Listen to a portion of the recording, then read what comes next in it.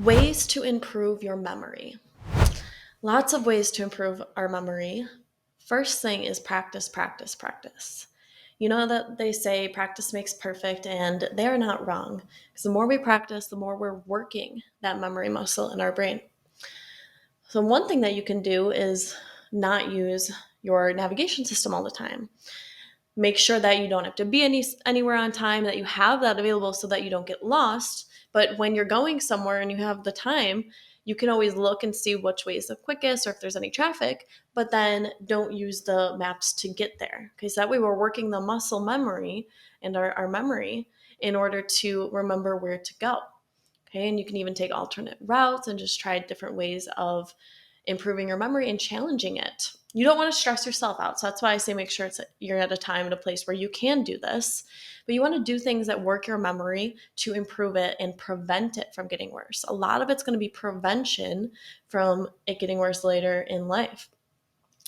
So I want you to try this. Okay. Reading is an excellent way to improve your memory.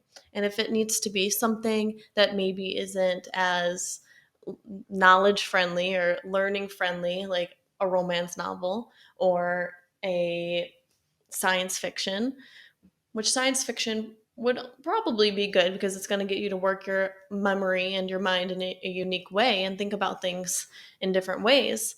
But I love a good romance novel. I can read that in a day, and it may take me a couple weeks to read a self-help book, but it's good to at least be reading consistently so you're working those muscles in your brain. Okay. So, memory improvement games. There are different games and different things that you can do, like Brainify. You can find them on your app stores online. You can download different brain games that help you work your memory and work your focus. There's different things that you can have it for. Those are great to help you improve your memory. You can look into different memory improvement holistic techniques, and we can get into some of those later, but there are different things that you can do in the holistic world. You can learn, always learn, and keep learning to keep your mind active. Okay, so maybe that's when you'd want to bring in a self help book or something where you're going to be learning something that you're interested in, or maybe that will be good for you or just good for someone else. But you always want to keep your mind working. Okay, so learning is a perfect way to do that. And you want to test yourself. So you can even get flashcards, and that's why the memory improvement games are good because it tests you. Okay, it's always good. That's why they have you take tests in school because that just solidifies that memory in your brain. And you want to try new things to keep your mind active. So maybe you want to try a new hobby or a new sport or a new restaurant, just trying different things, keeping things fun. Okay. In speech practice, those with fibro, our speech can come second to pain. Pain would be the first thing in your mind, and speech can come second. I often will struggle with that sometimes because I'm a teacher. I tell people how to be healthy. I teach them different poses or exercises, all those different things. And sometimes I'll forget. I'm like, wait a second, what was I trying to say?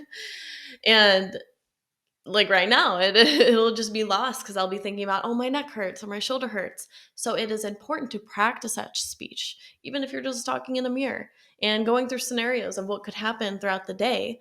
It's why it works so well in from a business standpoint or a school standpoint is to practice what you're going to say so that way you could speak clearly and you'll have more practice of knowing what you're going to say. So that's a great way to just keep practicing so that you can speak better, speak clearer, and it's not that you don't know what you're trying to say. It's that it literally like it gets stuck in the back of your brain, and you're like, like I knew what I was going to say, but I totally lost it. So there's lots of different things that you can do to help.